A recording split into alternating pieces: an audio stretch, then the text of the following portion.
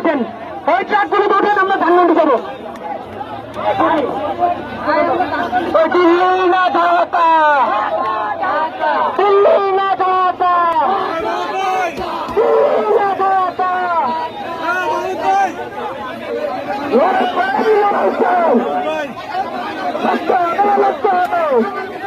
পেশাজীবী জনতা গড়ে তোলার কথা।